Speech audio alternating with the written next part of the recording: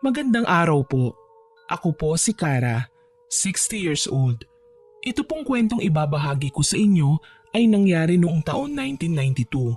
Kung kailan 5 buwan kasal pa lang kami ng aking yumaong asawa. Naitago na lamang po natin sa pangalang Miggy. Nais ko lamang po sanang ibahagi sa inyo ang kwentong ito nang sa gayon ay lubos niyong maintindihan kung bakit sa maagang edad na 27 noong mga panahong yon ay nabiyuda ko at hindi na nakapag-asawa pang muli. Labis po kaming nagmamahalan ni Miggy. Sa katunayan po niyan, against all odds po ang tema ng aming relasyon. Dahil noon pa man, ayaw na po talaga sa akin ng kanyang pamilya kahit hindi ko pa naman talaga sila personal na nakikilala. Aminado naman po ako na hindi ako perpektong asawa. Ngunit may mga bagay talaga na kung minsan ay labis tayong nabubulagan. May mga bagay tayong nagagawa o mga salitang nasasabi na hindi natin namamalayan nakakasakit na pala sa kapwa. Mahal na mahal kita, Kara. Ayoko magkahiwalay pa ulit tayong dalawa. Ganoon din ako, Miggy. Kaya nga gusto kong magpakasal na tayo eh. Alam kong hindi papayag ang magulang ko sa gagawin natin. Pero papayag ako sa gusto mo. Lahat gagawin ko. Mapasaya ka lang, mahal ko. Yaman din lamang na ikakasal na tayo. Hayaan mo kung ipaalam ko sa iba ko pang kaibigan ang plano natin. Ayokong ikasal na dadalawa lang tayong haharap sa altar ng simbahan, Miggy. Simbahan? Hindi ba pwedeng sa west na lang muna? Miggy, minsan lang tayong ikasal. Bakit kailangan sa west pa?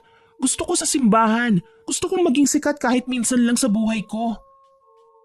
Sa tingin ko naman, hindi kalabisan ang aking request kay Miggy. Ano ba naman ang kasal sa simbahan? Hindi siya mahihirapang ibigay yun sa akin. May steady siyang trabaho, may sapat na ipon, may sariling bahay at munting babuyan na alam kong kapag ikinasal na kami ay isa din ako sa makikinabang. Nang makita ko siyang saglit na natahimik, umakto akong nagtatampo. Pinagkrus ko ang aking mga braso at ipinakita ko sa kanya na kunwari maiiyak na ako.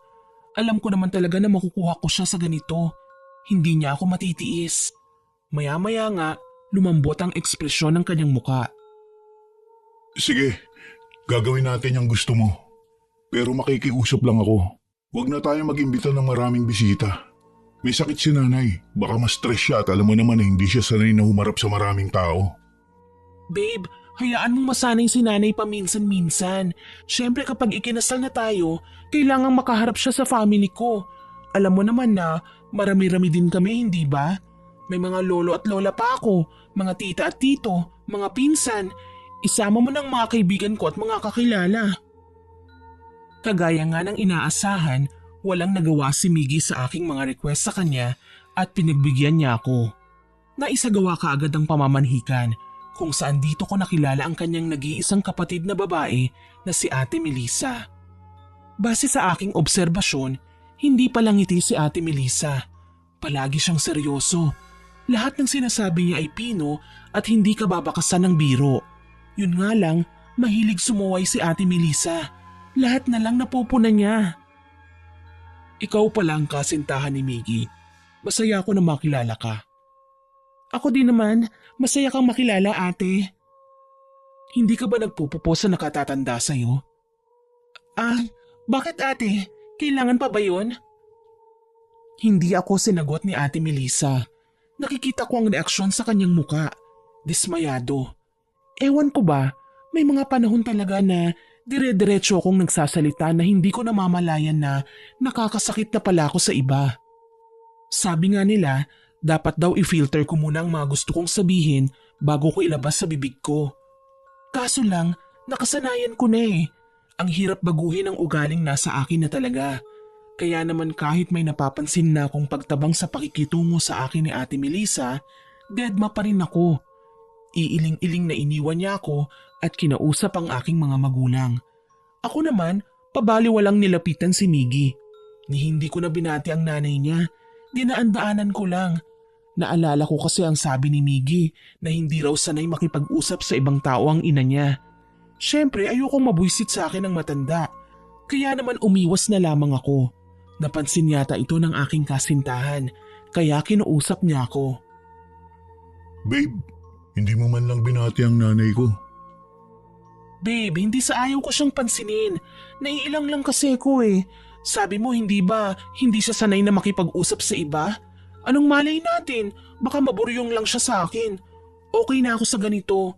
Ninitian ko naman siya kanina eh. Sagot ko. Subalit naging mapilit talaga si Miggy. Ipinakilala niya ako ulit sa kanyang nanay kaya wala akong nagawa kundi ang magmano sa kanya. Sa isang sulok, napansin ko si Ate Melissa na tahimik lamang na nakatingin sa akin. Humingiti-ngiti naman siya sa ibang kaanak ko na naroon. Pero napapansin ko talaga ang pagkibot-kibot ng labi niya na para bang may inuusal na mga salita. Noong mga sandaling yun, hindi ko na pinansin ang mga bagay na para sa akin ay simple lang naman at pwede nang kalimutan. Tutal hindi lang din ako ang maingay at medyo masakit magsalita nung mga oras na yon. Sa katunayan, isa ang aking tita na kanina pa binubulungan ng family side ni Miggy na medyo matapobre raw. Para sa akin, nagiging honest lang naman ang aking tita. Pinrangka niya talaga si Miggy kung kailan ang aming kasal, kung saan, paano ang magiging honeymoon at kumusta kaya ako kung magiging Mrs. Miggy de Leon na ako pagkatapos ng seremonyas ng kasal. Ang sagot naman ni Miggy ay palaging ganito. Sa part pong ito ay pag-uusapan pa namin ng maayos ang tungkol sa kasal. Plano kasi namin ng simpleng wedding lang. Kukonti ang bisita at kung pwede, sa bahay muna ang honeymoon. Hindi ko po kasi pwedeng iwanan ng nanay ko eh. Pero babe, nariyan naman si Ate Melissa para bantayan ng nanay mo. Tsaka isang beses lang tayong ikakasal, ano ba? Napapahiyang napatingin si Miggy sa iba pa naming bisita. Alam kong masyado na akong nagiging demanding, pero gusto ko lang naman ang best para sa aming dalawa. Wala din naman siyang nagawa, lalo na sa bandang huli, ako pa din ang nasunod sa aming dalawa. Naging bongga ang aming kasal. Maraming bisita. Sa isang mamahaling hotel na ganap ang reception, doon na din ang aming honeymoon.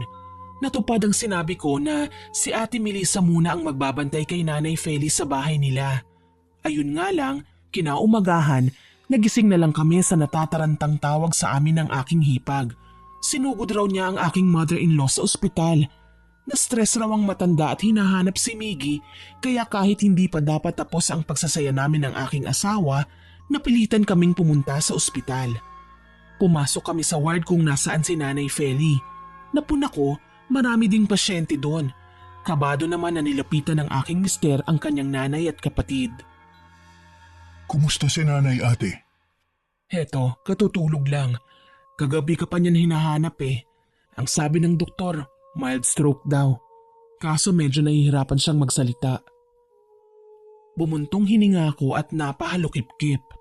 Nang mga sandaling yun, gusto kong magtampo. Okay naman si nanay eh. Kaso ang daming rason nitong ate ng asawa ko. Sinasadya lang yata para maistorbo kami. Hindi ko napigilan ang sarili ko na magkomento. Ate, kaya naman siguro nai-stress si nanay dahil nasa ward siya nakapwesto. Bakit hindi mo siya ikuha ng private room para naman peaceful ang pagpapagaling niya? Babe! Totoo naman ang sinasabi ko, Miggy. Nagawa niyo ngang bigyan ako ng engranding kasal eh. Dapat sana nilubos mo na. Sa private room mo na ilagay si nanay para hindi na tumatawag-tawag pa sa telepono yang si ate. Teka babe! Anong sinabi mo? Bago-bago mo pa lang sa pamilya namin, ganyan ka na magsalita. Ano bang ipinagmamalaki mo? Ate, nagsasabi lang naman ako ng totoo. Alam nyo, hindi na natin dapat pinoproblema ang bagay na to eh. Maliit na issue lang naman eh. Maliit para sa'yo, para sa amin hindi. Sa tingin mo ba, magtitiis si nanay sa ward kung may pera pa kaming magagamit para sa kanya? Hindi. Alam mo kung bakit? Kasi naubos na sa mga luho mo. Ang lakas ng loob mong magdemand ng kahit ano sa perang pinaghirapan ng asawa mo. Nanlaki ang mga mata ko dahil sa mga sinabi ni Ate Melissa. Hindi ko akalain na pagsasalitaan niya ako ng ganon. Dito ko napagtanto na hindi na simpleng bagay ang gusto niyang mensaheng ipaabot sa akin. Malinaw na ayaw niya sa akin. Dinadaan lang niya sa init ng ulo. Pero naiinis siya sa lahat ng gusto kong sabihin. Pumalag ako at hindi ko na inisip kung ano-ano ang lalabas sa aking bibig. Alam mo Ate Melissa, wala ka na yatang karapatan na sumbatan ako sa lahat ng ginastos niyo sa akin. Siyempre, ginusto ng kapatid mo na magpakasal. Normal lang na maglabas siya ng pera. Tsaka bakit ang init ng ulo mo sa akin? Hindi ba dapat sarili mo na lang ang pinagtutuunan mo ngayon ng pansin? Kita mo, naunahan ka na ng kapatid mo. Sigaw ko na mas kinagigil niyang lalo. Pati si Miggy napatakip ng muka sabay hila sa akin palabas ng kwarto. Miggy, hayaan mo nga akong kausapin niyang ate mo. Tama na, okay? Ako muna makikipag-usap kay ate, please. Alam mo kasi, kapag hindi mo sinagot yung ate mo, aapi-apihin ka lang yan. Hindi ko naman kailangan mawala ng respeto kay ate. Pwede kami mag-usap ng maayos. Hayaan mo na muna kami. Hindi ko na nga ipinilit ang aking gusto. Alam ko naman na may mga bagay din na hindi kailangang ako ang magsalita. Para sa akin, may hindi magandang ugali din si Ate Melissa na kailangang ituwid. Wala naman akong ibang hangad kundi ang makisama sa aking mga bagong pamilya. Kung ayaw naman nila, hindi rin ako yung tipong mamimilit sa aking ugali.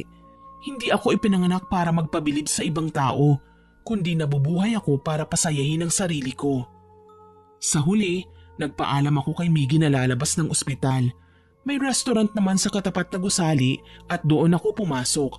Bumili ako ng sosyaling putahe at tinikman-tikman habang naghihintay sa asawa ko. Maya-maya pa, dumating din siya. Ngumiti ako at sinabi sa kanya na bayaran ang in-order ko. Iiling-iling na dumukot siya sa wallet at hiningi sa waiter ang bill ko.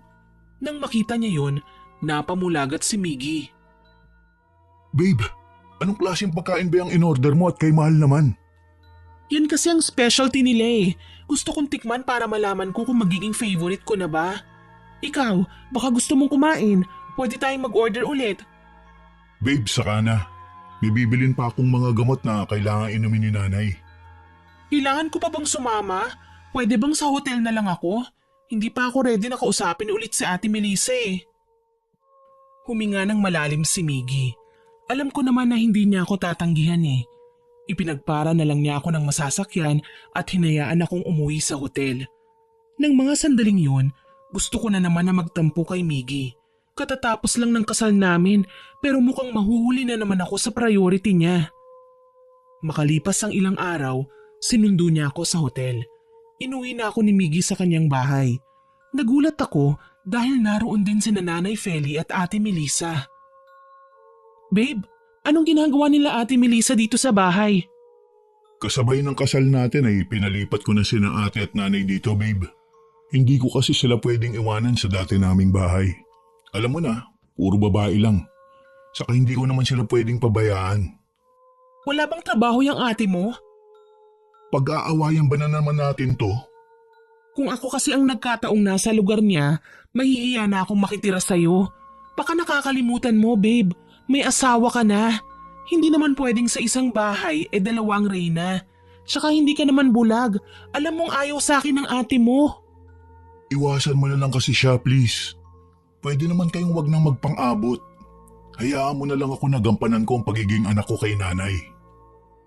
Wala naman ako nagawa ng makiusap talaga sa akin si Miggy. Basta nagmarcha ako papunta sa kwarto namin at nagkulong. May helper naman kami na pwedeng mag-asikaso ng lahat at naghahatid sa akin ng pagkain sa kwarto. Mabuti na rin lang at hindi ko pa nakikita si Ate Melissa kahit na 3 araw na kaming magkasama. Habang wala kaming pakialamanan, okay lang ang lahat sa pagitan naming dalawa. Kaso lang, habang tumatagal, may mga napapansin akong kakaibang ginagawa ng hipag ko. Kapag lumalabas ako ng aking kwarto, napapadaan ako sa silid na kanyang inuukupa. Palaging nakaawang ang pinto niya at nauulinigan ko siya na nagsasalita kahit alam ko naman na wala siyang kasama. Isang araw, maagang umalis si Miggy. Pupunta siya ng opisina. Ako naman ay nagpaalam, nagagala kasama ng aking mga kaibigan. Pumayag naman siya. Tuwang-tuwa ako kasi magsa-shopping kami sa bagong bukas na mall. 9:00 pa lang ay nakabihis na ako at naglalakad na paalis ng aking kwarto. Muli kong nadaanan ang kwarto ni Ate Melissa at napansing bukas na naman ang pinto niya. Mukhang walang tao kaya naisip kong pumasok. Sisilip lang naman ako kung anong meron doon. Ang sama naman ng amoy na yon, amoy insenso. Wika ko. Ayoko naman talaga sa amoy na yun noon pa man. Feeling ko, nauugnay ito sa karunungang itim, na labis naman na nagpataas ng balahibo ko nang makita ang mga bagay na nasa mesa sa gilid ng kama ni Ate Melissa. Mga gamit nga sa itim na kapangyarihan. Wala akong saktong kaalaman sa mga bagay na yun. Hindi naman ako inosente sa lahat ng gamit na alam kong pwedeng ariin ng mga marunong nito. Itim na kandila, mga karayom at manika. Meron pang libreto na may nakalimbag na sumpa at kung ano-ano pang lingwaheng nakakasindak. Napaatras ako at nagulat nang magsalita sa aking likuran si Ate Melissa. Anong ginagawa mo rito? Ate, balak ko lang sanang magpaalam. Bakit? Iiwan mo na ba ang kapatid ko? Mas matutuwa ako. Uminit ang ulo ko sa kanyang tinuran. Kahit kailan, wala sa bokabularyo ko ang mang-iwan ng asawa. Hindi ko din yun magagawa sa mister ko, lalo pat mabait naman siya at palagi akong pinagbibigyan. Kahit aminado ko na minsan talaga ay may pagkamaldita ko. Ninisian ko siya at tinaasan ng kilay. Pasensya na ate hindi ko ugaling mang-iwan ng asawa Pero baka kayo ang maiwan niya kapag napuno ako sa'yo. Pwede ko siyang kumbinsiing iwanan kayo at magpakalayo-layo na kami nang hindi ka naman umasa sa pera na pinaghihirapang trabahuhin ng asawa ko. Aba, walang iya ka? Isang malutong na sampalang iginawad niya sa akin. Natulig ako doon, lalo na't hindi ako sanay nang nasasampal. Sinamaan ko siya ng tingin sabay dinuro ko siya. Talagang sinusubukan mong pasensya ko, no? Iaangat ko na sana ang aking kamay para gumanti ng sampal kay Ate Melissa, kaso lang nagulat ako nang mag-ibang reaksyon ng kanyang muka. Ang nasisigurado ko lang may mga inusal siyang lengguwahe sa akin. Mga salitang siya lang ang tanging nakakaintindi at kayang magdikta. Umatras ako at kaagad na nagtapang-tapangan. Hindi mo ako matatakot dyan sa pinaggagawa mo. Talaga? Hindi ka natatakot? Pero titiyakin kong sa mga susunod na araw ay tsaka ka matatakot. Dali-dali ko siyang iniwan at nakakaramdam ng kilabot nang umalis ng bahay. Habang nasa galaan kasama ang aking mga kaibigan, hindi ko maiwasang makaramdam ng pagtataka. May kapangyarihang itim ba si Ate Melissa? Kapag naaalala ko kasi ang mga katagang inuusal niya, sumasama ang pakiramdam ko at nawawalan na ng lakas para kontrahin siya. Nagbigay ito sa akin ng ideya para matyagan siya. Tuwing nasa bahay ako, palihim ko siyang pinagmamasdan. Napapansin kong may mga nagiging kausap siya sa labas ng bahay namin. Mga taong hindi ko kilala na nag-aabot sa kanya ng sobre. Kapag nalilingat siya, sinisilip ko ang laman ng mga ito. Sandamakmak na pera at larawan ng sinumang taong nakatakda niyang saktan. Mistula siyang hired killer sa kanyang ginagawa. Kaya pati ang asawa kong si Miggy ay kinuwentuhan ko tungkol sa aking nalalaman. Babe, alam mo bang may na-discover ako? Ano yun? May ginagawa ang ate mo na hindi maganda. Eto na naman tayo. Totoo ang sinasabi ko. Madalas kong makita ang ate mo na tumatanggap ng pera sa mga tao, babe. Sa katunayan yan nagkukulong siya sa kwarto niya para gawin ang pinapatrabaho sa kanya. Napahila mo sa mukha niya ang aking asawa. Alam kong may mga pagkakataon na naiirita na siya sa akin, pero kailangan niyang malaman na nananakit ng ibang tao ang ate niya. Nakita ko na may ginagawan siya ng kapangyarihang itim. Para bigyan siya ng ebidensya, muli akong pumasok ng palihim sa kwarto ni Ate Melissa. Wala ang hipag ko noon sa bahay. Umalis at hindi ko alam kung saan pumunta. Si Nanay Feli naman ay palagi lang sa kanyang kwarto at binabantayan ng private nurse na nakuha nga ni Miggy dahil sa pangungulit ko. Kulob sa kwarto ni Ate Melissa nang makapasok ako. Hindi man lang nagtatanggal ng mga sapot ng gagamba sa bawat sulok ng kisame.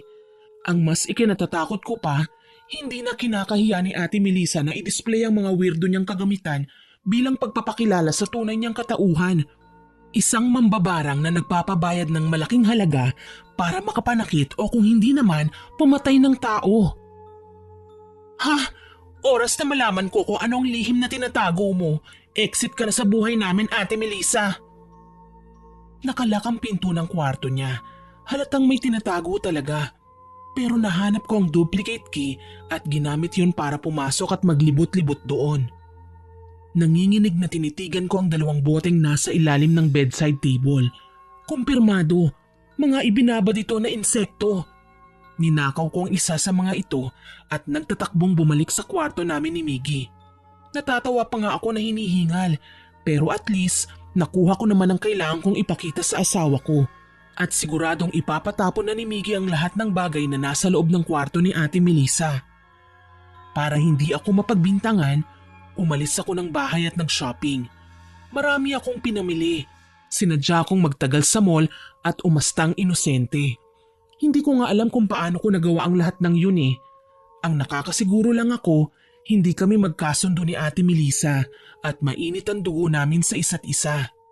Mabuti na lang, sinundo na ako ni Miggy sa harapan ng pinasukan kong mall at sabay na kaming umuwi. Pagdating sa bahay, nagulat kami nang maabutan namin na nagwawala si Ate Melissa. Ginugulo niya at halos itaob ang buong kabahayan. Ni hindi siya maawat ni Nanay Feli, ng helper at ng private nurse. Galit na galit siya. Sumama ang kanyang itsura nang makita ko, tsaka ako dinuro. Ikaw, bakit ka pumasok sa kwarto ko nang walang paalam? Ha? Ako? Bakit ko naman gagawin yun? Sinungaling! Hindi ako nakapiyok nang bigla niya akong sampalin. Halos matulig ang buo kong pagkatao. Pakiwari ko, lumipad ang kaluluwa ko palayo sa katawan ko at narinig ko naman na umawat si Miggy. Ate, ano bang ibig sabihin nito? Huwag mong pagtatakpan niyang asawa mo. Ano? Natatakot ka ba na kapag hindi mo maibigay ang lahat ng gusto niya, iiwan ka na lang din niya balang araw? Hindi mo ba alam, maluho yung asawa mo. Lahat ng perang pinaghihirapan mo, ginagasta lang ng babaeng hipo na yan. Ate, nagagalit ka na naman ng walang dahilan. Bakit mo biglang sasampalin ng asawa ko, ikagagaling lang niya sa labas? Ano ba kasing hinahanap mo? Habang pinakikinggan ng pagpapalitan nila ng mga salita, ay sumasama na din ang pakiramdam ko. Kumukulo na ang aking dugo at nangangati na ang mga kamay ko na gumanti sa ginawa niyang pananakit sa akin. Siyang may tinatagong lihim, siya pa ang galit. Ibang klase. Dahil nga sa nag-uumapaw kong emosyon, binitiwan ko ang lahat ng pinamili ko at gumanti ako sa kanya ng sampal. Walang iya ka? Wala kang karapatang saktan ako dahil hindi to kailanman ginawa sa akin ng mga magulang ko. Babe, tama na. Tinulak ko si Miggy para magawaran ko ng ikalawa pang sampal si Ate Melissa. Kaso lang, hindi na malakas ang ikalawang hataw ng palad ko sa kanyang pisngi. Marahas niyang hinila ang aking buhok at nagsabunutan kami. Masakit siyang humila ng buhok kaya hindi rin ako nagpaawat. Halos kalbuhin ko siya at sinipa-sipa pa para lang layuan niya ako at bitiwan. Habang nangyayari yun sa pagitan namin ay narinig ko siyang nagsalita. Nagmamaang-maangan ka pa. May kinuha ka sa kwarto ko. Amoy na amoy ko ang lansa mo at alam kong nanggaling ka doon. Sinungaling ka. Mapaggawa ng kwento. Wala akong ninakaw sa'yo. Nagmamaang-maangan ka pa? Pwes magsisisi ka. Ate, babe, please tama na yan. Naramdaman ko na lang na may mga kamay ng pilit kaming pinaglalayo sa isa't isa. Kanya-kanya kami sa pagpiglas. Ginusto pang umatake ulit. Ngunit nakita kong yakap na ako ng aking asawa. Si Ate Melissa naman, hawak naman ng katulong at ng private nurse. Parehong hinihingal sa ginawang pag-awat sa aming dalawa. Agad na pumagitna si Miggy at pinagalitan kaming dalawa. Ano ba? Para kayong mga bata. Hindi na kayo naiya kay nanay. Alam niyo naman na may sakit siya, hindi ba? Ikaw naman ate, bakit nanampal ka na lang bigla? Yung tingin ni Ate Melissa sa akin ay parang lalamon na ng tao. Gigil na gigil siya. Parang gusto akong daluhungin ulit. Pero tinaasan ko na lang siya ng kilay. Ipinakita ko sa kanya ang kamalditahan ko na hindi ako nasisindak sa kanya.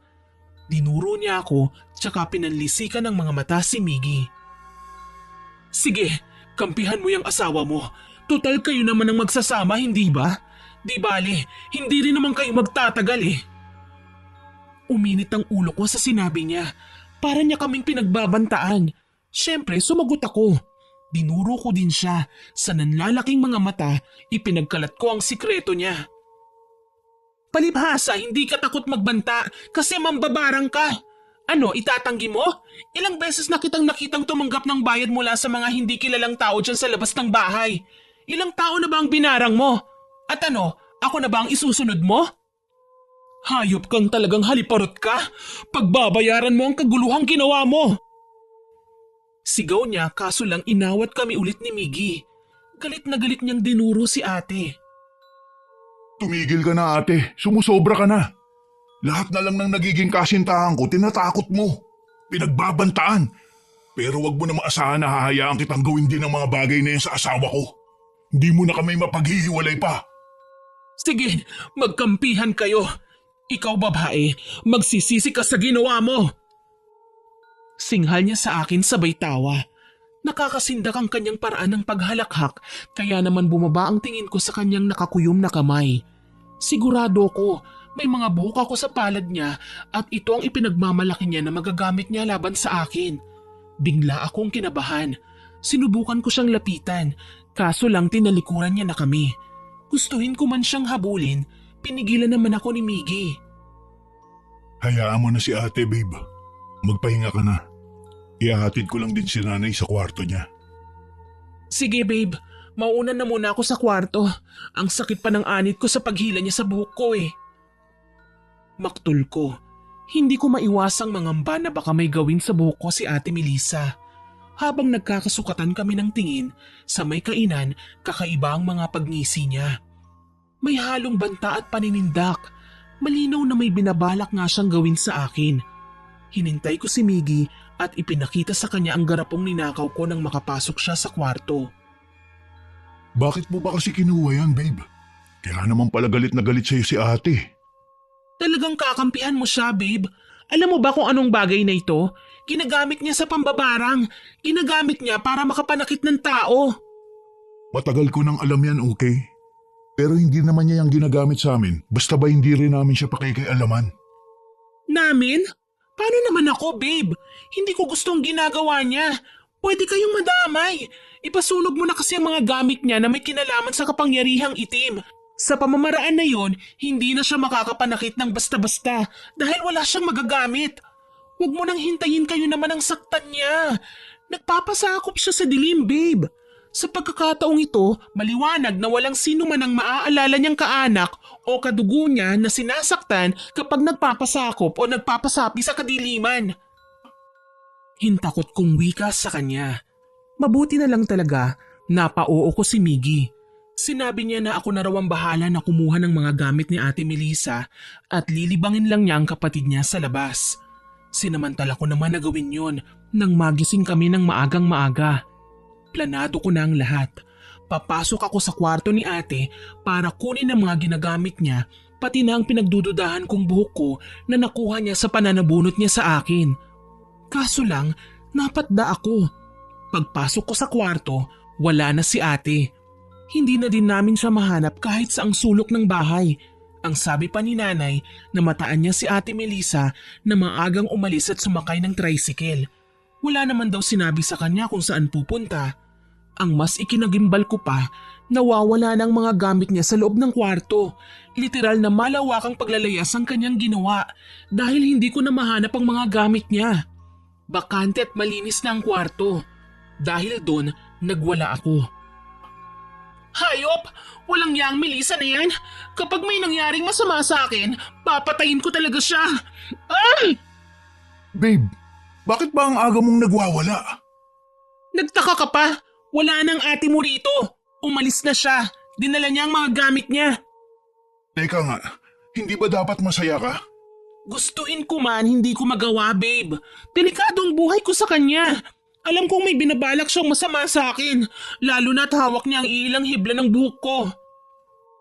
Dala ng desperasyon, kahit wala namang nangyayari sa akin, ay umalis ako ng araw na yon at kinausap ang nanay ko.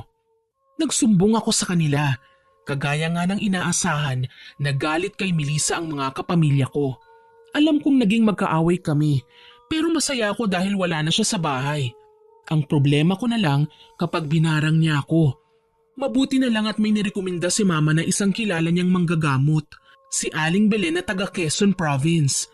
Talagang bumiyahe pa ako kasama si Miggy para lang makausap ang nasabing manggagamot, para makahingi ako ng pangontra laban sa kanyang masamang balak sa akin.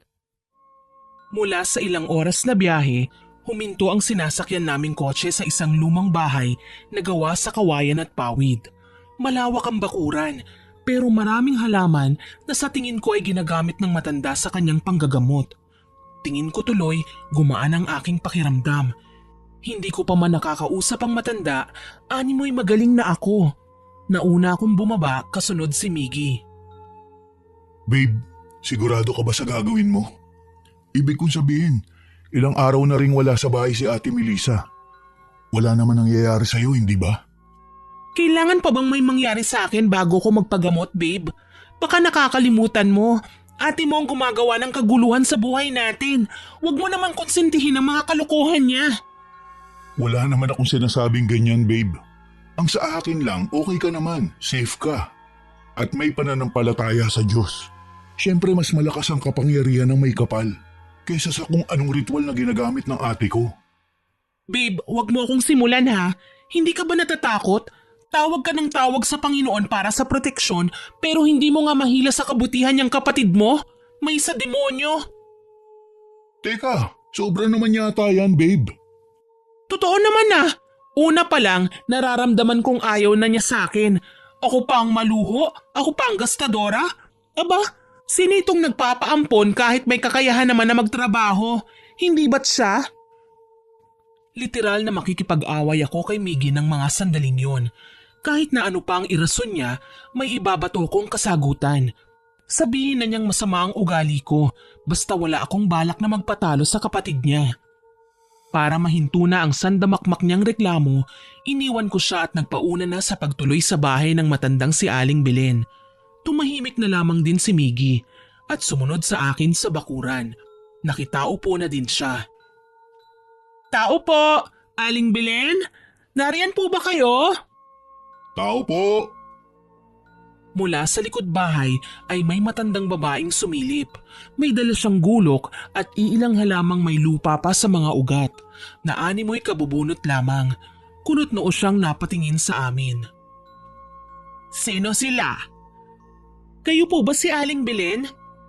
Oo, ako nga. Sino ba kayo? Ako nga po pala si Kara. Siya naman po ang asawa ko, si Miggy.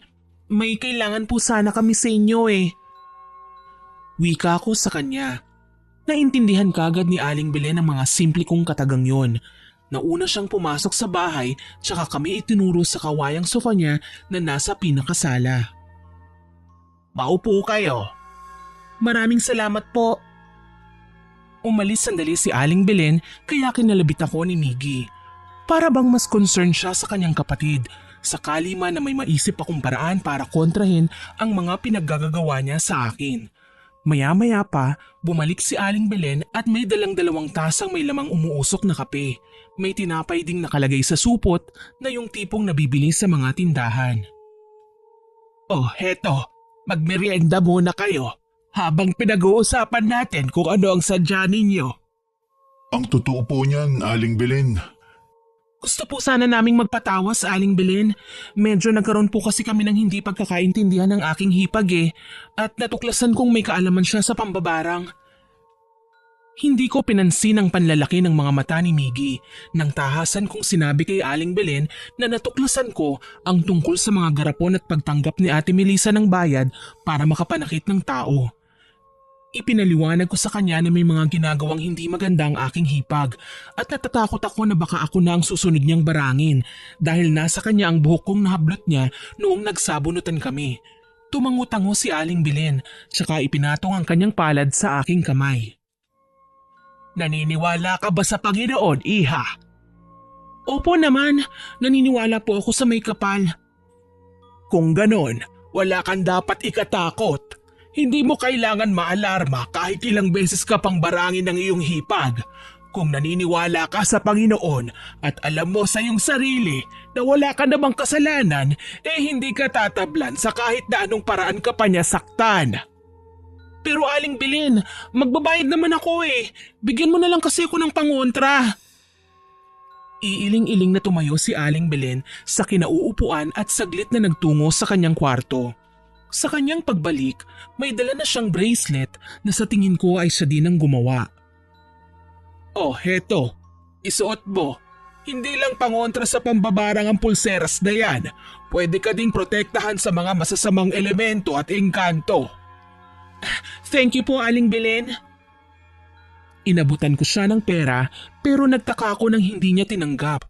Ang sabi pa niya, hindi raw siya nagpapabayad para sa kanyang serbisyo. Masaya na raw siya na makatulong. Nagkibit balikat na lamang ako at muling nagpasalamat. Matapos ang pag-uusap naming yon ay nagpaalam na kami. Sa pagkakataong ito, si Miggy naman ang hindi kumikibo sa akin. Tinaasan ko siya ng kilay. Huwag mong sabihin ikaw naman ang nagtatampo, babe. Sus, hindi ko kailangan yan. Mas gusto ko ang suporta mo. Kailangan nating mapatigil yung ate mo sa pinaggagawa niya. Alam ko naman kung paano. Napakunot noo ako sa sinabi ni Miggy. Parang kanina lang ang dami niyang reklamo. Tapos ngayon, nakangisi lang siya at tipid na tipid magsalita. Ano na naman kaya ang ibig niyang ipahiwatig? Kinausap ko siya ng kinausap na nasasagot naman niya ng maayos.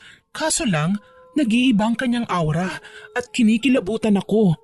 Napapansin ko din na papabilis ng papabilis ang pagtakbo ni Mickey ng kotse. Hinawakan ko siya sa balikat.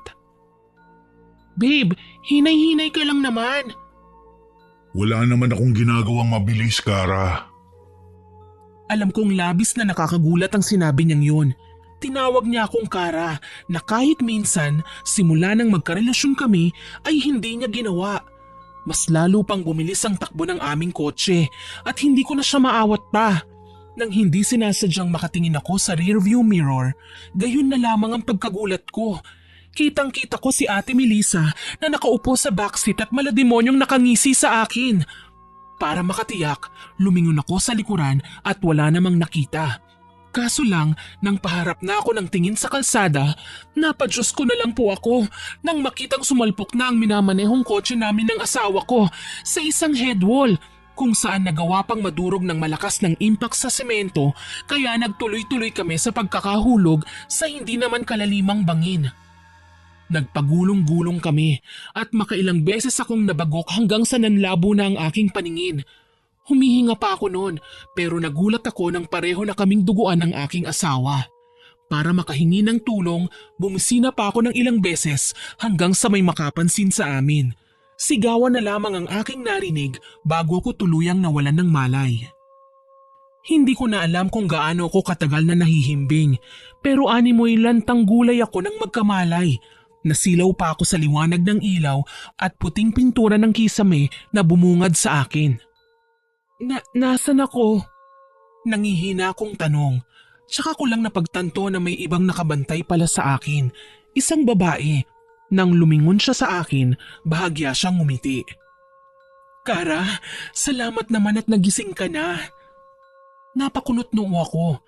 Makailang beses na inalala ang babae na nasa harapan ko. Kaso lang, hindi ko siya maalala. Kapag pinipilit ko naman, tila mababasag ang ulo ko sa labis na sakit. Nagpumilit akong bumangon. Maging ang mga nangyari sa akin o nakaraang kabataan ko ay hindi ko rin maalala. Blanko ang aking isipan. Teka lang, mag-iingat ka naman at baka mabinat ka. Sino ka? Pasensya na pero hindi talaga kita kilala eh. Sumilay ang isang malawak na ngisi sa labi ng babae. Maya-maya pa, hinawakan niya ang aking kamay. Noong mga sandaling yon, wala akong ibang maramdaman kundi kilabot. Hindi ko na lang pinahalata dahil ayokong ma-offend ang babae na wala namang ibang ginawa kundi ang bantayan ako. Hindi mo na ba maalala? Ako ang nag-iisa mong kapatid, Kara. Ako si Ate Melissa. Ate Melissa? Tama, ako nga. Ano, kamusta ang pakiramdam mo? Hindi ko po maigalaw ang mga paa ko eh. Ano bang nangyari sa akin, ate? Naaksidente ka. Buti na lang hindi ka napuruhan. Huwag kang mag-alala, hindi naman permanente ang nangyari sa mga paa mo. May pag-asa ka pang makalakad. Mabuti naman po kung ganun ate. Salamat sa pag-aalaga sa akin dito ah. Tumango lamang si ate sa aking sinabi. Ipinaliwanag niya sa akin na wala daw akong maalala marahil dahil sa ilang beses kong pagkakabagok sa aksidente. Ewan ko ba, wala talaga akong maramdamang kung anong kagaanan ng loob sa kanya. Pakiramdam ko ay may gagawin siyang hindi maganda, kahit na siya naman talaga ang nag-alaga sa akin. Gayunpaman, naging matyaga siya sa pag-aasikaso sa akin hanggang sa lumipas ang mga araw at dineklara na pwede na akong umuwi. Sakay ako ng wheelchair na itinutulak naman ni Ate Melissa. Isinakay niya ako sa isang rent-a-car at bumiyahe kami sa hindi ko matukoy na lugar. Ang alam ko lang, malayo kami sa city.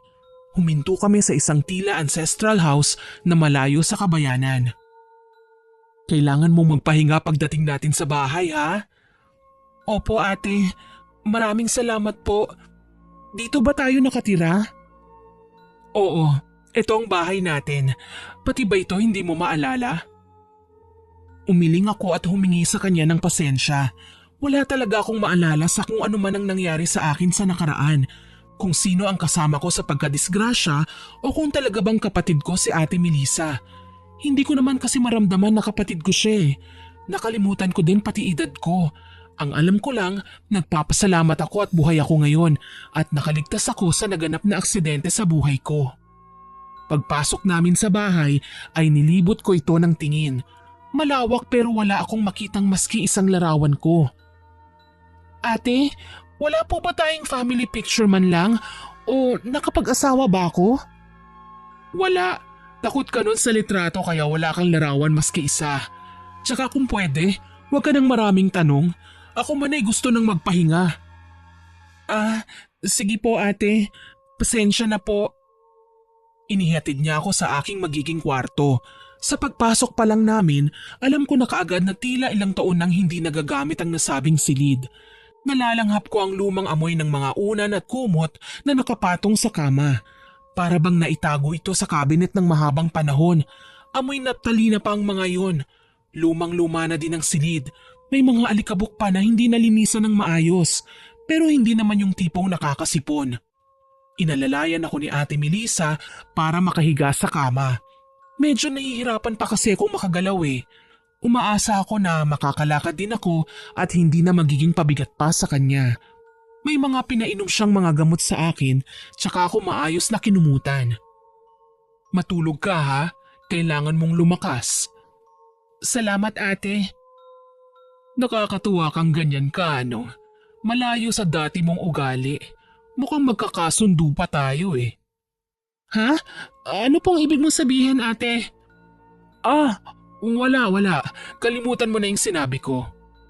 Tumangutango na lamang ako at pinilit na pumikit. Sa loob ng silid na yun, nanatili ako ng ilang buwan hanggang sa may mapansin ako na kakaiba sa bahay na yun. Madalas kong mapansin na umaalis si ate. Patago lamang yun pero nagagawa ko siyang silipin. Dala ng malapit lamang ang kinahihigaan kong kama sa bintana. Natatanaw ko siyang sakay ng kotse at sa kanyang pagbabalik may mga dala na siyang gamit. May mga pinamili at mga supot na hindi ko naman alam kung para saan. Minsan nakita ko siyang may kausap sa bakuran. Narinig ko ang salitang barang at lilimitahan lang daw ng 2 buwan kailangang mamatay na agad. Kinilabutan ako doon. Hindi ko alam kung ano o sino ang mamamatay kaagad. Ang alam ko lang, kailangan kong magsimulang maglihim kay ate. Idagdag pang may mga panahon na ang creepy niya talaga, sobra. Tipong patutulugin niya ako ng mga bandang 7:00 ng gabi at magigising naman ng hating gabi. Madalas ko siyang magisnan sa gilid ng aking kama. Nakatayo lang at walang katinag-tinag. Hindi ko alam kung may mga binabalak ba siyang masama dahil nga nakangisi lamang siya at may inuusal na mga lengguaheng hindi ko maintindihan kung ano. Ang alam ko lang, para akong mas lalong nanghihina at hindi ko magawang makabangon pa. Para hindi ako tuluyang malugmok, hindi ko na pinaalam sa kanya na nagagawa ko ng gumabay.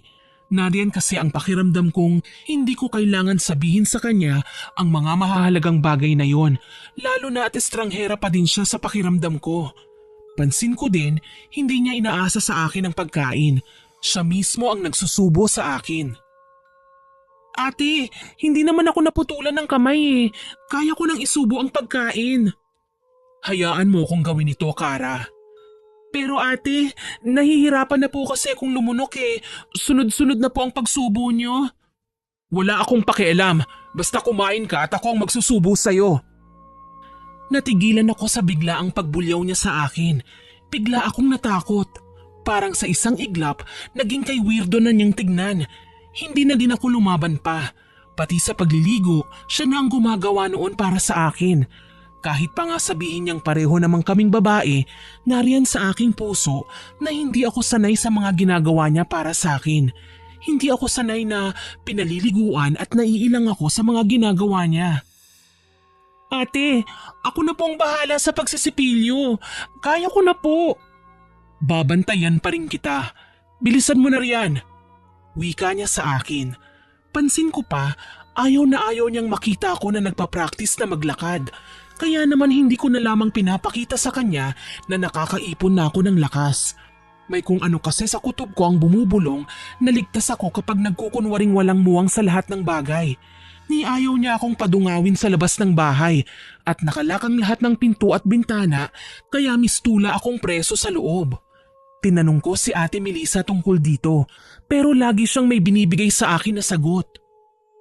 Malupit ang mundo, maraming mapanghusga, maluho at masasama.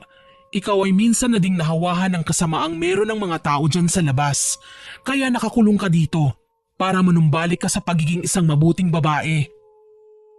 Ilang taon na po ba ako ngayon, ate? Pati kaarawan ko, mga itsura ng magulang natin, hindi ko na maalala pa. Ikaw ay 27 lang, Kara. Nakapagtapos ka ng pag-aaral pero wala kang trabaho. May naging kasintahan po ba ako, ate? Sinamaan ako ng tingin ni Ate Melissa. Napapansin yata ang pagiging matanong ko. Niwala man lang akong kamalay-malay na lahat ng sinabi niya sa akin ay mga hinabi niya lang na kwento at wala talagang katotohanan. Kagaya ng pag-angkin niya sa akin na kapatid kahit hindi naman ako makaramdam ng lukso ng dugo. Kinaumagahan, nagising ako sa tunog ng makina ng sasakyan at pagharurot nito palayo. Nakita ko si Ate Melissa na sakay ng kotseng yun, kaya naman nagmadali akong bumangon. Kabado at ingat na ingat ako. Nagmamadali ako sa pagtayo dahil nagagawa ko pa yun ng dahan-dahan. Kalaunan, nakarating ako sa kwarto ni Ate Melissa. Alam kong yun ang kanyang higaan dahil naroon ang kanyang mga kagamitan.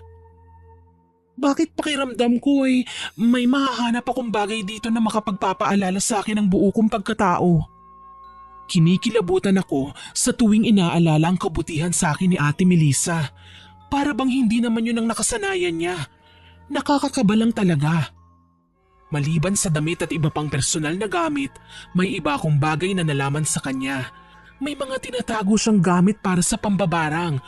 Hinalungkat ko ang mga ito para lang mapatda. Nakita ko ang iilang hibla ng buhok kasamang aking larawan. Sa isang iglap, may mga nakita kong eksena sa diwa ko na mistulang palabas.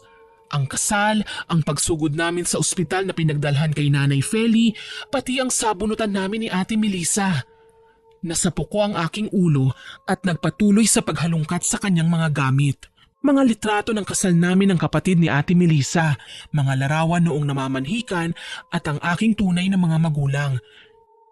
Hintakot akong napayakap sa aking sarili nang maalala ko si Miggy at ang paglapit ko kay Aling Belen. Naiangat ko ang aking braso at nakita ang bracelet doon. Hindi man lang ito natanggal sa braso ko. Ang mas ikinagimbal ko, paano ko nakalimutan na may asawa ako? Nagtaas baba ang dibdib ko sa tindi ng emosyon. Hindi ako makapaniwala sa mga naging takbo ng sitwasyon sa buhay ko. Anong nangyayari? At nakalimutan ko ang lahat ng nangyari sa akin noon. Mangyak-ngiyak na hinablot ko ang ilang bungkos ng pera sa kama. Kailangan kong makalabas. Mabuti na lang sa paggawi ko sa kusina ay may nakita akong palakol. Ginamit ko itong pangwasak sa pinto. Wala sa sariling lumabas ako ng bahay. Kahit nahihirapan, ginamit ko ang aking lakas para makapara man lang ng kahit na truck na dekarga. Nagtanong-tanong na din ako kung nasa ang banda ko at swerte naman na nasa Quezon Province pa rin ako. Pagdating sa bayan, nagtanong ako kung saan nakatira si Aling Belen. Ginamit ko ang perang kinuha ko kay Ate Melissa para ihatid ako ng karwaheng dati ng marami sa lugar na yon. Pagdating sa pamilyar na bakuran, nagpasalamat ako sa mga naghatid sa akin at kinalampag na ang pinto ng manggagamot. Aling Belen! Aling Belen! Tulungan niyo po ako! Abay katanghaling tapat ah! Sino ka ba at ang ingay mo? Aling Belen! Kara! Buhay ka! Bakas ang pamimilog sa mga mata ng matanda nang makita niya ako. Dali-dali niya akong hinila papasok ng bahay niya. Jasking bata ka! Ano bang nangyari sa'yo? 3 buwan ka nang nawawala. Ang buong akala namin ay kasamang nasunog ng kotse ang bangkay mo. Ano? Yun talaga ang totoo. Hindi ba't nanggaling kayo rito sa bahay? Ilang kilometro lang ang naitakbo nyo ay naganap na ang aksidente. Natutup ko ang aking bibig sa labis na gulat. Naalala ko ang bawat detalye ng kay Linaw. Nagawa ko pang ang makahingi ng tulong eh. Ang kaso lang, hindi ako sigurado sa mga sumunod na nangyari sa akin. Dahil nang magising na ako, nasa isang ospital na ako noon. Si Mickey, may balita po ba kayo sa asawa ko? Ikinalulungkot kong sabihin sa ito, Iha. Pero ang iyong asawa ay pumanaw na. Ano? Hindi totoo yan. Hindi papatay ang asawa ko. Inalo lamang ako ni Aling Belen. Pinakalma at may kinuhang dyaryo. Naging trending na balita pala ang aksidente na nangyari sa amin ni Miggy. Ang mas ikinahagulgul ko, nabasa ko sa balita na dead on the spot si Miggy, habang ako naman daw ay missing. Duda ng mga otoridad, baka may mababangis na hayop ang pinagtulungan kainin ng bangkay ko. At walang iniwang bakas kung saan naroroon ang mga labi ko o kung meron pa mang naiwan. Umiiyak na hinarap ko si Aling Belen. Hindi ako nababaliw, Aling Belen, pero si Melissa ang nakita ko bago kami na aksidente. Siya ang may kagagawa ng mga bagay na ito. Pinatay niya ang sariling kapatid niya para pagdusahin ako. Ang mabuti pa, huwag ka na munang bumalik sa inyo. Kailangan mapagplanuhan natin ng maayos kung ano nga ba ang dapat natin maging susunod na hakbang. Hayop na Melissa yan? Porke wala akong naalala pagkatapos ng aksidente, sinamantala niya ang kahinaan ko. Baliw na siya, Aling Belen. Isa siyang demonyo. Tama ka sa sinabi mong yan. Dahil matapos kayong madisgrasya, nanaginip ako. Isang nakakatakot na panaginip patungkol sa kanya. Alam mo, kailangan mo munang manatili rito. Isang malakas na mambabarang si Melissa. Kailangan manatili ka sa bahay kung ayaw mong mapahamak. Huwag kang mag-alala. Ipapaalam ko sa nanay mo ang nangyari sa'yo. Yun nga ang ginawa ni Aling Belen. Pagkalipas ng 1 linggo, dumating ang aking ina. May dalang mga gamit. Nagiiyakan pa kami at nagpapasalamat sa Panginoon dahil sa pagpapanatili niya sa amin na ligtas. Buong akala ko, magiging ligtas na talaga ako ng tuluyan. Hindi ko akalain kahit na nasa poder ako ng manggagamot ay hindi ako makakaligtas sa barang na isinasagawa sa akin ni Ate Melissa. Nagising ako isang hating gabi na masakit ang aking tiyan, tipong maduduwal at nahihilo. Gustuhin ko mang magpunta sa banyo ay hindi na ako nakaabot pa. Nagkalat ako sa sahig kaya tinawag ko na ang aking ina at si Aling Belen. Bakit? Anong nangyari? Nanay, Aling Belen, tulong! Anong nangyayari sa'yo? Dali-dali niyang binuksan ang ilaw habang si mama naman ay inaalalayan ako. Gayon na lamang ang pagkasindak namin nang makita ang mga bagay na isinuka ko. Dugo na may halong mga halamang ugat na hindi ko alam kung saan nanggaling. Nanlaki ang mga mata na napatingala ako kay Aling Belen. Ito na ba ang kinatatakutan ko? Nangyayari na ba? Malamang nagwawala si Ate Melissa sa galit nang malaman niyang tumakas ako sa bahay na pinagdalhan niya sa akin. Ang papa ko naman ay hindi namin kasama dahil kinailangan niyang hintayin ang update ng pulis. Lalo na at nilagay na sa most wanted list ang pangalan ni Ate Melissa at may patong siyang reward sa ulo. Desidido kaming kasuhan siya at ipakulong dahil malakas ang kutob ko na may kaugnayan siya sa naging aksidente namin ni Miggy. Ni hindi ko man lang napagluksaan ang asawa ko. Anong nararamdaman mo? Medyo makati po ang aking lalamunan. Parang may nakabara po. Tapos itong tiyan ko, ang sakit. Parang may kung ano sa loob na gustong kumawala at butasin ang aking katawan. Huwag kang mag-alala. Lalabanan natin ang mambabarang. Kumikilos na siya at naghahanap lang ng tiyempo para mapatay ka at hindi tayo papayag. Huwag po sana akong pabayaan ng Panginoon, Aling Belen. Patnubayan niya po ang gagawin niyong panggagamot sa akin. Pumikit ako at nagdasal ng taimtim. Alam kong may naging atraso din ako kay Ate Melissa. Pero hindi ko naman kasi magawang isipin kung paano niya nagagawa ang mga bagay na ito. Paano niya magawang mambarang? Umiyak ako habang pinakikiramdaman ng aking sarili. Napaiyak pa ako sa takot nang mapansing bahagyang lumobo ang tiyan ko. Sinubukan naman ni Mama na ipadala ko sa ospital pero ako na ang tumanggi. Hindi naman magagamot sa doktor itong karamdaman ko eh. Hinayaan kong si Aling Belen ang gumamot sa akin. Nagagawa ko naman na gumaling pero pabalik-balik ang aking karamdaman. Habang tumatagal, mas nagiging malala. Mas lalong nagiging kagimbal-gimbal ang aking kalagayan. Tuloy, naging mahirap sa akin na ayusin ang aking kalusugan. Nawalan ako ng ganang kumain at nahihirapang matulog sa gabi. Pati sa aking pagtayo, nahihirapan na rin ako. Nawalan ng lakas ang aking mga binti. Tila babalak ni Ate Melissa na lumpuhin ako at wag nang pagalingin. Tingin mo po ba, Aling Belen, gagaling pa ako? Walang imposible sa Panginoon, Iha. Hindi ako tumitigil sa pangontra sa sumpang inihahampas niya sa'yo.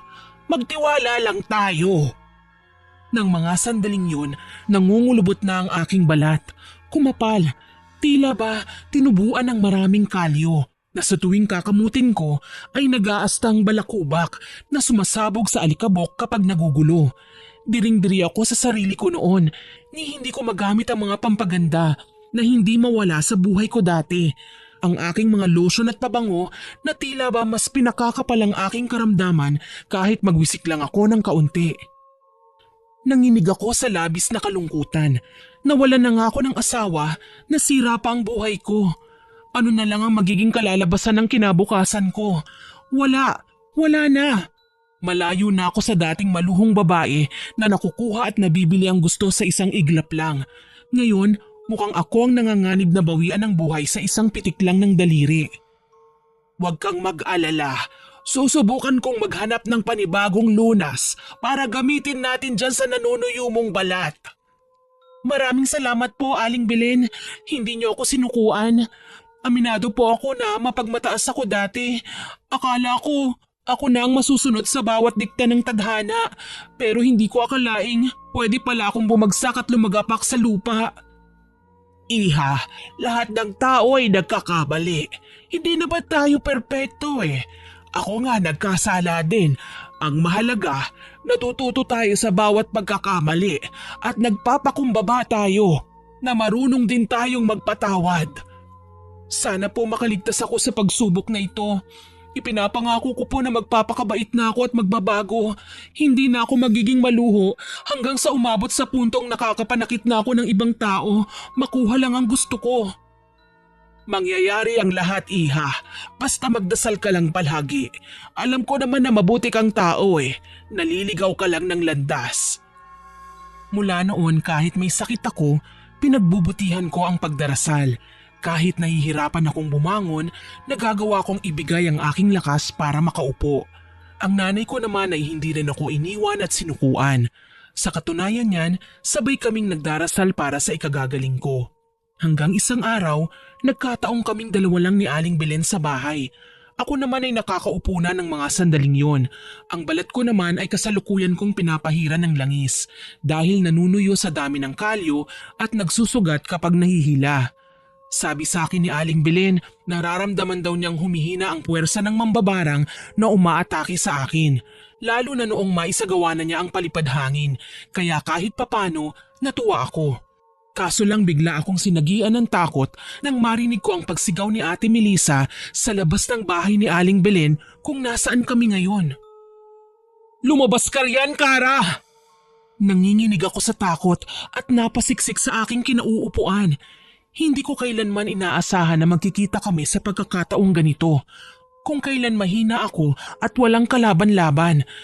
Pero dumating si Aling Belen at nagtatangkang sumilip sa labas ng bintana para malaman kung sino ang tumatawag sa akin. Sino ba yan, Kara? Aling Belen, magtago po kayo. Yan po si Ate Melissa. Ah, siya pala ang hukluban na nagpapahirap sa'yo. Teka nga at nang makausap ko.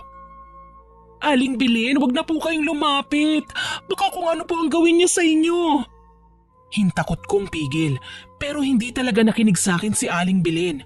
Sa katunayan, kinuha pa niya ang kanyang buntot pagi at gagamitin niya yun kay Ate Melissa. Aniya, ang mga mambabarang daw ay may pagkakahawig din sa mga aswang. Kung ano ang kinatatakutan ng mga nasabing nilalang ay iisa din sa mga mambabarang. Kaya naman kampante siya na kaya niya siyang harapin. Sumilip ako sa may bintana. Nakita ko si Aling Belen na matapang na naglalakad palapit kay Ate Melissa. Walang kangiti-ngiti sa kanyang muka. Hoy babae ka! Anong kailangan mo at nag-ieskandalo ka sa bahay ko? Nasaan ang magaling kong hipag? Bakit? Mukha bang may nakikita kang higad dito? Walang yakang matanda ka. Hipag ang sinabi ko, hindi higad. Kung sino man yung hinahanap mo, wala dito. Kaya huwag kang susugod-sugod at aastang mabuti kang tao. Lumayas ka na bago pa kita mahampas nito. Sa akala mo ba natatakot ako sa ganyan? Ha, hindi ako tinatablan ng buntot pagi. Ah, talaga? Masubukan nga. Napatigil na lamang ako nang makitang hinampas nga ni Aling Belen ng buntot pagi si Ate Melissa. Kitang-kita ko ang pagsigid ng sakit sa kanyang buong muka. Nang gigigil na animoy lalamon ng tao si Ate Melissa nang atakihin niya si Aling Belen. Nagsabunutan silang dalawa, ngunit sa tingin ko ay nadedehado na si Aling Belen. Nakita kong hinila niya ang buhok ni Ate Melissa, tsaka siya lumayo. Siguro walang maniniwala sa aking sasabihin, pero literal na may sa demonyo na talaga ang hipag ko. Kitang-kita kong iniangat niya ang kamay at umangat din sa ere si Aling Belen, tsaka niya init siya palayo. Napaigik si Aling Belen nang tumilapon siya at bumalya sa isang puno. Ako naman, kahit nahihirapan, ay napilitang damayan ng butihing matanda na nag-alaga sa akin. Iika-ika akong lumapit kay Aling Belen at inalalayan siya para makabangon. Hindi ka na dapat lumabas pa, Iha. Hindi ko naman po magagawang hayaan na lamang kayo. Iha, ikaw ang kailangan niya. Kahit saktan niya ako ngayon, wala siyang magagawa kung hindi kanya makikita. Hindi naman po ako papayag na may masaktan ng dahil sa akin. Ayoko pang madamay pa kayo. Nawala na nga ang asawa ko pati ba naman kayo? Nakakalimutan mo na ba, Iha? Isa akong manggagamot.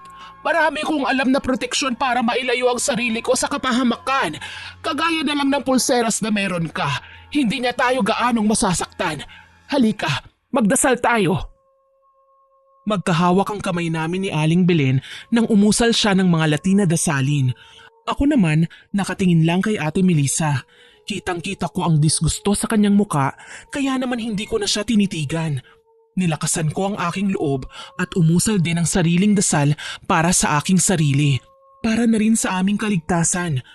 Habang ginagawa yon, kitang-kita ko ang pagwawala ni Ate Melissa. Tila ba hindi niya nagugustuhan ang ginagawa kong pagdarasal. Sa isang iglap, nakita kong umuusal din siya ng mga salita. Mga katagang kagaya ng sinasambit ngayon ni Aling Belen ay hindi ko rin maintindihan. Napaiyak na lang ako nang mapansing humangin ng pagkalakas-lakas. Siguro nga, pati ang Panginoon ay nagagalit na sa ginagawa nila. Maya-maya, humarap sa akin si Aling Belen. Kaya mo bang tumayo, Iha? Opo, kaya ko naman po. Halika, magdahan-dahan ka lang sa paghakbang. Dito tayo sa loob ng bahay magpatuloy sa pagdarasal. Paano po si Ate Melissa? Kung malakas ang pananampalataya natin sa Poong May Kapal, aalis din ang babaeng yan dyan. Tumango ako at pilit na nga niyang itinayo ang aking sarili. Kahit napakiwari ko ay para akong matutumba. Gustuhin ko mang maiyak, pinigilan ko ang aking sarili. Hindi ako pwedeng matalo ngayon. Hindi pwede kailanman. Kaya naman kaagad akong tumuwid sa pagtayo at mas binilisan ang paghakbang. Tiniis ko ang sakit hanggang sa dumating kami sa loob ng bahay. Nagulat ako nang magdugo na naman ang mga parte ng balat kong nanunuyo at may iba ng kulay ng likido na kasama ang dugong naglalabasan doon. Malapot na nana. Nagsisigaw ako at sinubukang pumunta sa gripo pero pinigilan ako ni Aling Belen. Huwag mong huhugasan ng tubig na galing sa gripo. Ito muna ang gamitin mo. Galing yan kay Father nung minsang magpunta ako ng kumbento. Inabot niya sa akin ang isang galon na may lamang holy water na galing daw sa simbahan. Wala namang pagdadalawang isip na inihugas ko yun kaagad sa aking mga sugat. At nagulat ako nang ilabas pa ni Aling Belen ang kanyang kamay na may hawak na mga hibla ng buhok. Ano po yan, Aling Belen? Ganito ang ginawa sa'yo ng mambabarang na yan, hindi ba? Pwes, ihanda mo ang iyong sarili dahil igaganti kita sa kanya. Kung ano man ang ginawa niya sa'yo, yun din ang ibabalik natin. Binasa din niya ng holy water ang buhok ni Ate Melissa. Nagulat ako nang makitang nagsisigaw ang babae sa labas. Umuusok ang kanyang katawan at parang nanunuyo ang kanyang balat. Hindi ako makapaniwala sa aking mga nakita. Aling Belen, huwag kang magtaka, iha. Ganyan talaga ang itsura ng mga taong hindi nananampalataya sa Diyos. Nasusunog na sa presensya ng impyerno kahit naririto pa sila sa lupa. Diyos ko, ngayon lang ako nakakita ng ganyan. Labis ang kasamaan ng babae na yan. Kaya kapag bumalik ang karma sa kanya, ganyan din katindi. Napaiyak na lamang ako habang pinagmamasdan si Ate Melissa. Hindi ko alam kung maaawa ba ako sa kanya o hindi. Sa tindi ng parusang binigay niya sa akin, hindi ko na alam kung alin doon ang una kong ipatitikim sa kanya nang malaman naman niya na masakit ang ginawa niya sa akin. Maya-maya lang, nagulat ako nang bumagsak siya sa lupa. Nakapagtatakang sa ingay na nilikha namin at sa nakikita kong kaguluhan sa labas ng bahay, wala man lang kahit na sino sa mga kababayan ni Aling Belen ang nakiusyoso sa nangyayari sa amin. Isinatinig ko yon kay Aling Belen at nagulat ako sa isinagot niya. Iha, hindi si Melissa ang nagtungo rito para atakihin tayo, kundi ang kapangyarihan niya na may kakayahang magkatawag tao. Gayon pa man, lahat ng ginawa natin sa huwad na Melissa na nanggaling dito kanina ay mararamdaman niya at pagdurusahan. Asahan mong sa paglipas ng mga araw ay may darating sa ating balita tungkol sa kanya. Paano niyo po nalaman ang mga bagay na ito? Ako man ay minsan na naging kaugali mo. Maluho at mapagmataas din ako noon. Tingin ko nga sa aking sarili, Diyos at walang makahahadlang sa lahat ng naisin ko. Nagising na lang ako sa katotohanan nang mamatay ang anak ko at kinuha naman ng kalaban kong mambabarang ang buhay ng asawa ko. Kaya pinasok ko ang panggagamot. Umaasa ako na makakatulong ako sa mga taong naging biktima rin ng kapangyarihang itim na kagaya ko.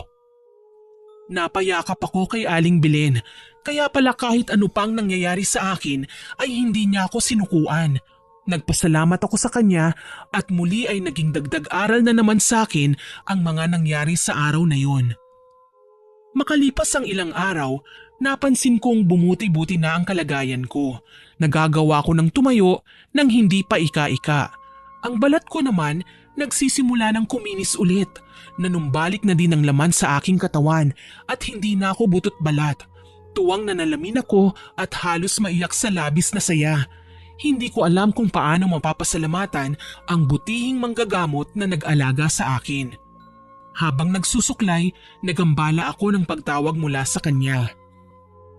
Iha, may bisita ka! Sige po, Aling Belen, lalabas na po ako.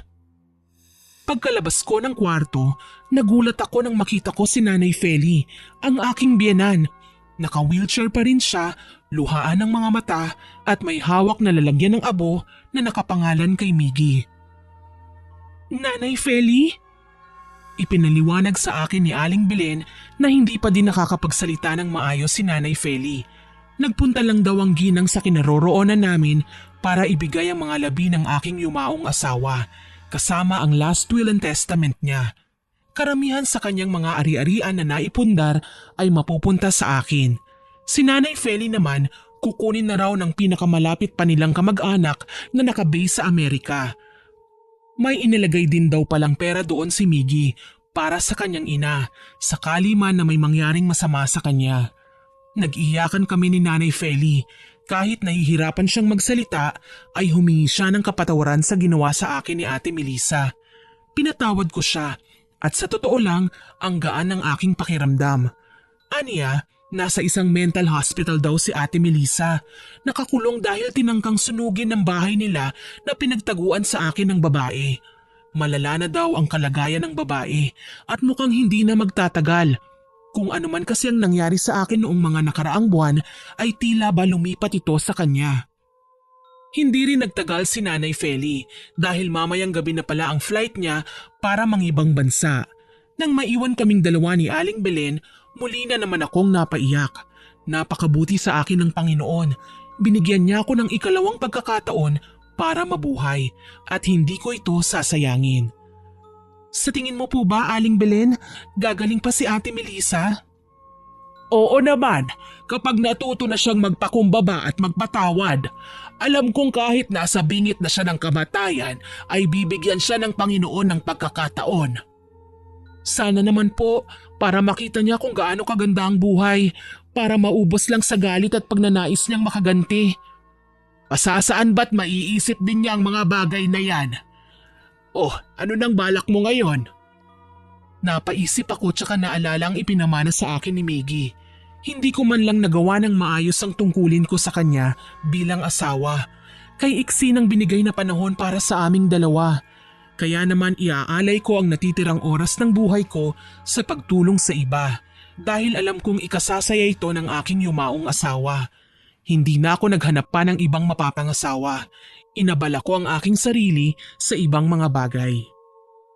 Nagsimula ako sa maliit lamang na organisasyon, naglalayong turuan ng mga bagong may bahay na gumawa ng mapagkakakitaan sa kanilang tahanan. Tinutulungan ng mga katulad ko na inaapi at binibigyan ng pag-asa para makapagsimulang muli. Sa paglipas ng panahon, mas naging malapit kami ni Aling Belen. Kahit noong pumanaw ang aking ina sa karamdaman ay hindi niya ako iniwan. Nagsilbi siyang pangalawa kong ina. Kumusta ang pakiramdam mo, iha? Mabuti naman po, Aling Belen. Masaya po ako at nakakatulong po ako sa iba. Mabuti naman kung ganon.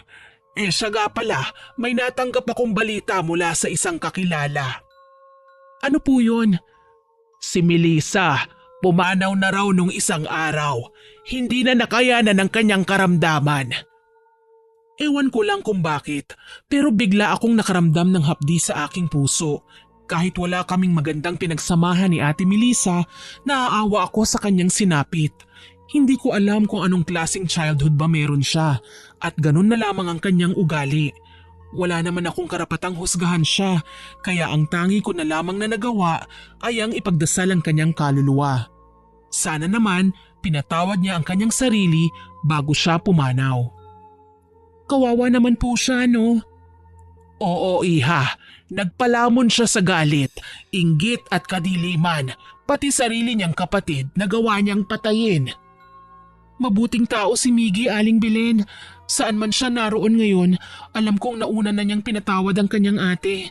Katulad ko, wala naman pong permanente sa mundo eh. Ang mahalaga, natuto na tayo. Malaki na talaga ang ipinagbago mo. Dahil naman po sa inyo yon, Aling Belen, tinulungan niyo po akong mamulat sa mga pagkakamali ko. Totoo naman ang sinabi ko, lahat ng tao'y nakagagawa ng pagkakamali. Pero hindi ibig sabihin nun ay may karapatan na tayong magmalaki at ipakita sa lahat na magagawa nating lupigin ang lahat. Lalo na at alam nating may Panginoon na anumang oras ay pwede tayong tanggalan ng lahat ng meron tayo ngayon para lumagapak tayo sa lupa. Hanggang dito na lamang po. More power po sa inyong channel at God bless.